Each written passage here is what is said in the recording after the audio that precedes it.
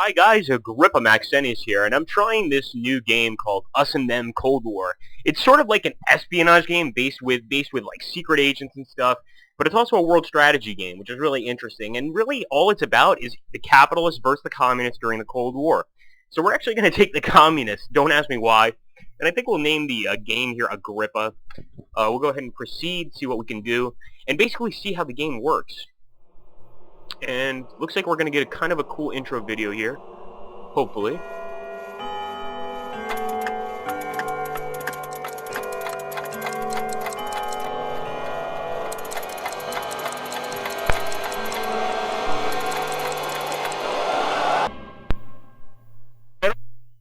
Communist Let's Play can get any cooler. So we went ahead and we're getting started here on the Communist campaign. So as you can see, the world map is set up in a certain way. Basically, the stars signify the capitalist countries. Obviously, the hammer and sickle characterizes the Soviet or pro-communist countries. Now here we can see that in Libya, for instance, the communist government is 92% in control. So there's really no need for a military intervention. We use a military intervention to basically calm down a country that's about to turn capitalist. So only in the worst possible scenario would we do that. Interestingly enough, here in India, which I didn't know was communist at the time, we are considered a communist government as well. So what I think we want to do is try to get the Western European nations over here on our side, obviously. But we also want to try to get maybe the Middle East on our side, because the closer to our area, the quicker we're going to get those places under our control. Now, one of the cool things in this game is you have a force pool. So, like, in this case, you basically have special agents. These guys are the special agents. Weaver's one of them. We've got, these are basically the assassins, things like that. Now, in this case, it's asking me to place units automatically. I don't think I actually want to do that. I want to go ahead and place my units myself. So the first thing I'm going to do is I do want to... So at this point, guys, the way to set up, guys, is basically we want to left-click on the actual area we're going to. Or actually, sorry, we want to left-click on the agent and right-click on the area we want to drop them. We want to basically turn the world communist. That's really the goal in this game for our particular section. Now, these spies, what they can do is they can see if there are any other enemy units in a particular area.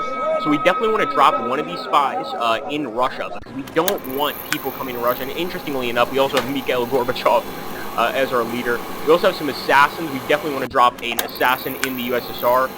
This guy's called gynecologist. I have no idea why an assassin is called gynecologist. For this guy, we're going to drop him right in the USA, because we want to try to maybe either kill one of the presidents or Henry Kissinger. If we can manage to do that, we're going to really increase our chances of success in this game. I want to also see some countries here in South America that may be turning communist fairly soon. The way we can do that is we can go ahead and select the country. And as you can see, it is capitalist, but it's getting very close to communist. So what we want to do here is we want to go to our actual politicians. These guys are the ones that turn countries communist. They're sort of our spies, but they're spies out in the open, and they're trying to turn the country towards our favor. Now, in terms of the actual, these are basically our economic ministers. We want to put one in the USA. We want to damage United States, financial sabotage the United States, things of that nature. And we can also financial sabotage countries that are very capitalist, and that way they'll turn more towards communism because they won't think that the capitalism is working. We'll also drop one of these financial guys. We want to basically go to all of the capitalist countries that are generating a lot of money. So Japan would be another one. The UK would be yet another one, so we'll drop one there. We'll also keep some here in the USSR because they can actually make money as well as take money, which is kind of cool. So we'll drop one in the USSR. We'll drop one in Cuba. Cuba is our only stronghold in Central America, and we really, really need to use it to a great advantage. We need to keep it stocked, etc. Should also maybe drop some generals in the areas where we really don't want to lose any guys due to an uprising. So let's drop Diamond here in Mexico, or excuse me, in Cuba. And what else do we have? We also have scientists. Now these guys can damage the technology of a certain nation, and in this case we definitely want to damage the technology of the United States. We want to damage the technology of Great Britain, technology of Australia. Just basically be a real pain in the ass in any way we can. So we're going to go and drop the guy there in Australia. In Brazil, we've got a spy, or excuse me, we've got an assassin, but I also want to drop a spy in Brazil, because we're really trying to turn this country as quickly as possible. We could even get one of these guys to go there. I don't know what he does, but we'll soon find out. And let's see, Stromboli is one of these guys' names. We can also probably take the Dominican Republic fairly soon.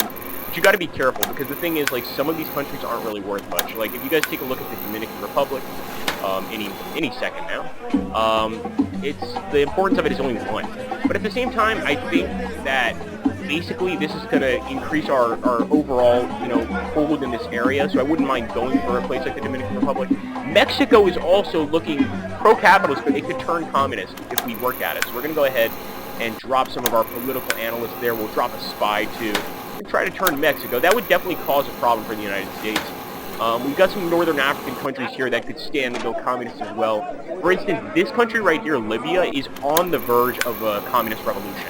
So we want to drop one of our political guys here, one of our spies, and if the revolution goes as planned, which there's always a chance it won't, then we will basically take over this area, which is good. So I'm definitely going to focus a lot on these African countries, even though the importance of them is low. I think the overall value of them in terms of actual bases for our communist brethren is going to be very, very important. Israel, wow, totally capitalist. No way we're going to break through Israel. So I think our next best chance is maybe Eritrea. We could probably take Eritrea fairly easily. We'll go ahead, despite it being a really tiny country, and drop a guy there for one of our revolutions. So let's go Eritrea. I hope I'm saying that correctly. Vegan. We can also go in Eritrea. In Rattlesnake, we'll put him in East Germany, which is actually another place that I should have been watching. East Germany is definitely a place we want some spies, we want some assassins there, because we're contesting West Germany, basically. We're trying to take over West Germany, and if we take over West Germany, we actually form the entire German country under our expertise, under the communist flag, which would help us tremendously. As you can see, the capitalist influence in Germany is pretty damn high, but we're going to do everything we can to take it away, and I think overall, over time, we can do that. And I'm going to actually place the rest of these units automatically, because I don't really know where I want to put them. And we can always build more units, as well as upgrade existing ones, or at least level up existing ones. We'll put Merlin here in, let's see, China, yes. Make some money for us in China.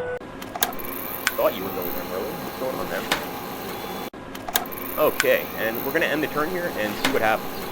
So now it's them, and them, of course, refers to the capitalist countries. They're going to go ahead and do their turns, and we get all these reports, basically, from what's going on. So enemy agent spotted in Yugoslavia. The presence of an enemy agent highball is revealed in Yugoslavia as a result of Tito's action in this country. So we already know that we've got an agent there. We could try to kill him.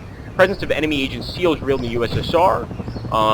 So we have a lot of enemy agents in the USSR. As you can see, 4 enemy, 5, 6 enemy agents. So I think what these guys are trying to do is put all of their guys in the USSR. The first thing we're going to do right away is try to assassinate one of their agents. And the one that bothers me the most is the financial expert.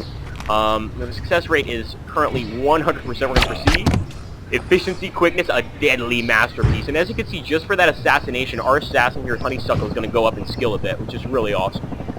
We'll also try to arrest one of these units, probably the assassin, because this guy could honestly kill one of our leaders and cause serious problems. Now, unfortunately, even if I put a lot of money into this operation, the chances for it succeeding are pretty low. So I'm going to put up to 40%, $300,000 for that. It really doesn't seem worth it, but we're going to try. Yes, we are. We're able to actually arrest the enemy agent, guys. So we got the assassin. You think that somebody at the headquarters has a serious problem with calculating probabilities. This is probably because the chances of him succeeding that mission were really low, and that was basically could have died very easily. Now over here, we're actually granting an additional income of $102,000 a turn, which is great, and that's why it's really important to do that. Now let's go over here. We had some stuff going on in Eritrea. Maybe we can go ahead and try to have our political sabotage or incite a revolt. I guess not. That's kind of unfortunate. I was pretty sure that we were definitely going to be able to do that, but I guess it's not the case. Let's go back, take a look, make sure I'm not just crazy. So at the very least, we'll do political sabotage. And he failed. Luckily, Thor did not get killed, which is definitely a good thing. We could create a spy network here, but we're going to do that a little later in the game. I'm not going to do it right away. Currently, the Pope is right now visiting Libya, which is interesting. Let's see if Algeria is ready for revolution. Okay, guys, so Algeria is ready for revolution with our political expert, Vladislav Sanikaushka. Sounds like a Greek communist. We'll go ahead and incite a revolt. 61% chances for revolt to succeed. I definitely want it to succeed, so I'm going to try to invest some money to bring up to 65%, $200,000. And our effort to liberate Algeria failed. And another bad thing about this is, number one, our guy dies. Our political expert dies, so does our spy, and this country becomes more capitalist than ever. which is quite unfortunate, to say the least. So we'll go ahead and try to political sabotage here in Brazil. Our chance for success here is 86%, which is pretty good. So we're going to go ahead and do that. We'll resource sabotage as well, and I believe we can also do that. Assassin can't really do much right now, so we're just going to just wait, basically. And we can definitely financially sabotage the United States. Our ability to do that is very high, and that's going to stop them from being able to build units. It's going to stop them from being able to carry out revolts, increase the chances of success for their missions, so we really want to focus on that. But we'll also tech sabotage, because technology is extremely important in the U.S. Let's see, East Germany, not much we can do here, and actually it seems like our country is pretty communist. Let's see how West Germany's faring. We'll go ahead and attempt political sabotage, although I suspect it's going to be a lot more challenging here. Although we succeeded, not bad. Let's see if we've got any other little revolts we could carry out here. We tried the one in Algeria. That did not go well. Iran... interesting. We could try to actually assassinate the Shah of Iran. So let's try. 1% chance. Why not? Let's try. Let's go. He died. Of course he did. So our guy Spoon died because I just didn't treat him properly. I actually want to go ahead and increase our political experts, increase our financial experts, and maybe get another spy in there. $370,000 doesn't seem so bad. And I'm going to end the Let's Play for this game right now, guys. For those of you that want to see part 2, let me know. I will continue this communist campaign. There's still a lot to do, a lot of possibilities in this game. So let me know what you think down below and share this with your friends. Thanks so much. Don't forget to hit that like button, too.